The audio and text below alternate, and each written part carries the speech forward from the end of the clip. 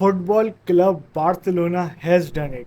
Finally, after 3 years of humiliation, क्या performance दिखाई है यार। बिल्कुल चैंपियंस लीग के अंदर जो एक परफॉर्मेंस चाहिए होती है यार, चैंपियंस लीग के राउंड ऑफ 16 के मैच को जीतने के लिए, एक क्वार्टर फाइनल्स के अंदर एडवांस करने के लिए जिस तरह एक परफॉर्मेंस की नीड होती है, उस तरह से बिल्कुल बार्सिलोना ने परफॉर्म करा ऑल ओवर द मैच। और जिस इंटेंसिटी के साथ परफॉर्म करा, खासतौर पर यंग प्लेयर्स ने, और जिस इंटेंसिटी के साथ हमारे राफिनिया ने आज खेला यार, अमेजिंग अमेजिंग परफॉर्मेंस यार। जिस तरह बंदा भागा है अटैक में, डिफेंड में, और जो इंटेंसिटी एक रिक्वायर्ड होती है एक विंगर की तरफ से, बिल्कुल उसने इस तरह से परफॉर्म करा। क्या अमेजिंग परफॉर्मेंस है यार बार्सिलोना की। और जिस तरह लामिन यमाल ने यार इतनी यंग एज के अंदर 16 साल की उम्र में टॉइंग कर रहा था यार नेपोली के डिफेंडर्स के साथ, और बिल्कुल ऐसा लग रहा था कि कोई बिल्कुल उसके लिए कोई इतनी बड़ी बात ही नहीं है, एक मामूली सा मैच खेल रहा है, बिल्कुल ऐसा फील हो रहा था मैं उसको देख के। इतना कामनेस उसके अंदर, इसके गेम के अंदर, उसके अंदर। और जिस तरह यार उसने मारियो रूई को तो उसने एक मजाक बना के रख दिया था, और बिल्कुल बहुत ज़बरदस्त उसने खेला। बस अनफॉर्चुनेटली वो एक गोल स्कोर नहीं कर पाया। एक दो चांसेस उसको क्लियर कट मिले जिस पे वो स्कोर कर सकता, तो बहुत ज़्यादा एक और बड़ी परफॉर्मेंस हो सकती थी उसकी अगर वो गोल स्कोर कर देता। लेकिन without him Barcelona I don't think कि चैंपियंस लीग का ये राउंड ऑफ 16 पार कर पाता, क्योंकि जो हम नेपोली एक जो यमाल वाला फैक्टर था ना, नेपोली उससे डर रहा था। और जिस तरह यमाल को जब जब बॉल आ रही थी और ऐसा फील हो रहा था कि कुछ ना कुछ कर सकता है, और जो उसने दिखाया यार आज के मैच में, अमेजिंग अमेजिंग। और जिस तरह फर्मिन लोपेज यार, बहुत ज़्यादा क्रिटिसिज्म हो रहा था उसके ऊपर। और हाँ, वो उस तरह का प्लेयर नहीं है कि जो पेदरी, फ्रैंकी डियोंग या इस तरह के जो प्लेयर है, टेक्निकली वो शायद इतना साउंड नहीं है, बट डायरेक्ट प्लेयर है। और जिस तरह आज उसको चांस मिला और उसने एक मच नीडेड गोल चाहिए था बार्सिलोना को शुरू के अंदर, क्योंकि बार्सिलोना यही है कि अगर कंसीड कर लेता पहला गोल तो पता नहीं किस तरह से रिएक्ट करते, लेकिन मच नीडेड गोल था जो उसने हमें मारा। और जो हमें उसने शुरू में कामनेस दी गोल मारने के बाद, एक हमें रिलीफ फील हुआ कि हमने फाइनली गोल स्कोर कर दिया है, कि अब हम अपना गेम आराम से खेल सकते हैं। और जैसे उसके बाद दूसरा गोल भी आराम से पड़ गया राफिनिया की, अमेजिंग। जाहिर सी बात है जो उसने काउंटर जमाल ने स्टार्ट करा और अमेजिंग पास उसने दिया राफिनिया को, और राफिनिया ने शॉट मारा। और बट अनफॉर्चुनेटली बेचारा लकी नहीं था कि गोल स्कोर नहीं हो पाया उसका। लेकिन जिस तरह से ओवरऑल जो परफॉर्मेंस थी यार, गोल किसको ज़रूरत नहीं थी जिस तरह उसने ओवरऑल मैच के अंदर खेला। कांसेलो ने वाला गोल स्कोर करा, कांसेलो की ऑफेंसिवली तो बहुत अच्छा खेला कांसेलो ने आज, लेकिन डिफेंसिवली भाई बहुत शेकिंग है कांसेलो। बिल्कुल भी आप उसके ऊपर भरोसा ही नहीं कर सकते, बार बार कुछ ना कुछ मिस्टेक उसकी तरफ से हो रही थी, बिल्कुल स्विच ऑफ हो गया था। अगर वो आपको एक चांस मिल गया था नेपोली के प्लेयर को इक्वलाइज करने का, उसके ऊपर कांसेलो बिल्कुल सो रहा था, लेकिन बस बचत हो गई कि बस एक लक था, बार्सिलोना लकी रहा वहाँ पे कि वो गोल स्कोर नहीं कर पाया। हो सकता है उस वक्त सिचुएशन चेंज हो जाती, 2-1 चल रहा था उस वक्त मैच। लेकिन जिस तरह से भाई टीम ने, खास तौर पे अगर मैं यंग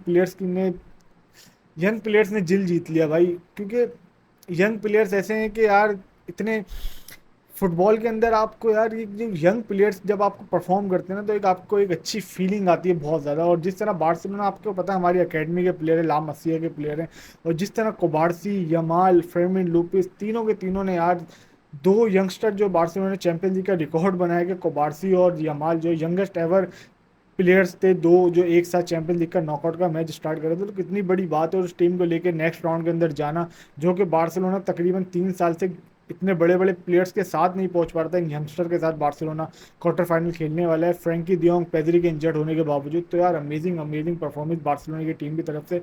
और सबसे ज़्यादा क्रेडिट तो मैं देना चाहूँगा सर्जियो रोबर्टो, हमारे कैप्टन, हमारे लेजेंड, हमारे मिथ, सब कुछ कह दूंगा उनको कि भाई क्या परफॉर्म करा उन्होंने यार, क्या परफॉर्म करा है। जिस वक्त हमें उनकी सबसे ज़्यादा ज़रूरत थी, और जिस तरह उन्होंने आगे गेम को चेंज करा, गेम बिल्कुल बारसा के हाथ से निकल रहा था, और जिस तरह उन्होंने आगे गेम को कंट्रोल करा बार्सिलोना के लिए। और जिस तरह ओलेड रोमेओ और उनको दोनों को एक साथ भेजा गया था, रोमेओ की सब्स्टिट्यूशन मेरी समझ नहीं आई इतनी ज़्यादा, क्योंकि बहुत गलतियां कर रहा था रोमेओ, क्योंकि वो कॉन्फिडेंट के अंदर ही नहीं है, और वो आई थिंक उसका वो लेवल भी नहीं है इस वक्त बार्सिलोना के लिए खेलने वाला। लेकिन चलें, भेज दिया शावी ने। लेकिन जो सर्जियो रोबर्टो ने आके गेम के अंदर कंट्रोल दिया गुंदोगान के साथ मिलके, क्योंकि हमें बहुत ज़्यादा ज़रूरत थी इस वक्त कंट्रोल की। बार्सिलोना के मैच बिल्कुल हाथ से निकला हुआ था, बिल्कुल डायरेक्ट मैच हो रहा था, बिल्कुल यहाँ से यहाँ, यहाँ से यहाँ मैच हो रहा था। लेकिन जिस तरह से आगे सर्जियो रोबर्टो ने मिडफील्ड के अंदर में कामनेस दी, और एक मोस्ट क्रूशल क्रूशल असिस्ट करा, जिससे बार्सिलोना ने 3-1 की लीड ली, और एक बिल्कुल मैच को ख़त्म कर दिया 3-1 के बाद।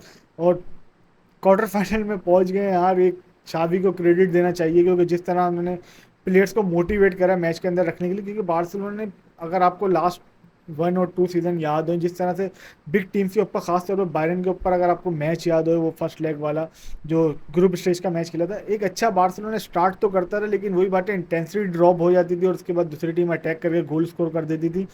आज भी थोड़े बहुत मोमेंट में जब मैच स्टार्ट हुआ था 30 मिनट्स के बाद बार्सिलोना की इंटेंसिटी ड्रॉप हुई, और जिस वक्त रहमानी ने गोल स्कोर करा था, नेपोली का फर्स्ट गोल, उसके बाद से फिर बार्सिलोना ने अपनी इंटेंसिटी वापसी आई, और उसके बाद सेकंड जो हाफ था उसके 10 to 15 मिनट के बाद जैसे सर्जियो रोबर्टो को बेचा, बार्सिलोना फिर गेम के अंदर आया, फिर इंटेंसिटी बढ़ाई और फिर जो पूरा मैच कंट्रोल कर लिया। तो चैंपियंस लीग के अंदर आपको पता है कि बगैर इंटेंसिटी के काम नहीं है, जितनी इंटेंसिटी आपकी हाई होगी इतना आपके बहुत ज़्यादा चांसेस है। और अब यही मैच है कि क्वार्टर फाइनल के अंदर कौन सी टीम मिलती है, कि बायरन म्यूनिख, मैन सिटी, सारी बिग टीम्स पहुंचेंगी और इसमें कुछ भी मिल सकता है, कुछ भी हो सकता है। तो होपफुली कोई ऐसी टीम मिले कि जिससे बार्सिलोना compete कर सके, एक बार्सिलोना के लेवल की टीम होपफुली मिल जाए, क्योंकि बिल्कुल ही हमें मैन सिटी या बायरन म्यूनिख का भी कोई, मैं इतनी बड़ी टीम तो नहीं बोलूंगा, लेकिन वही बात है कि बायरन के ऊपर इतना अच्छा बार्सा का रिकॉर्ड है नहीं, तो होपफुली कोई ऐसी टीम मिल जाएगी जिसके ऊपर बार्सिलोना एक चांसेस हैं बार्सा के आगे जाने, क्योंकि गलतियां आपने खुद देखा बार्सिलोना आज भी कर रहा था,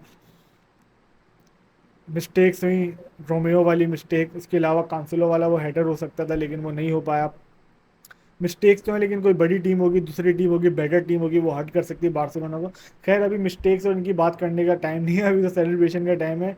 तो यार finally congratulation to all the Barca fan, और जिस तरह बार्सिलोना जिस मेहनत के साथ पहुंचा है, बड़ी खुशी होती है। Barcelona as a Barca fan इतने साल से सपोर्ट कर रहे टीम को, अच्छा वक्त भी देखा, बुरा वक्त भी देखा और बहुत बुरा वक्त भी देखा, और इस बुरे वक्त के अंदर इस क्वार्टर फाइनल की जो विन है बहुत ज़्यादा अप्रिशिएट हमें करनी चाहिए, क्योंकि जो है ये हमारे लिए नॉर्मल सी चीज़ें हुआ करती थी क्वार्टर फाइनल में पहुंचना, बट फाइनली इस टीम, यंग्स टीम के साथ खेल के, जब बिल्कुल आपका क्लब इतने परेशानी वाली सिचुएशन के अंदर, उस टीम के साथ आप इसने आगे जाना, क्वार्टर फाइनल खेलना चैंपियन लीग का, हमें अप्रिशिएट करना चाहिए ये थिंग। विस्का अल बारसा, विस्का कटलूनी।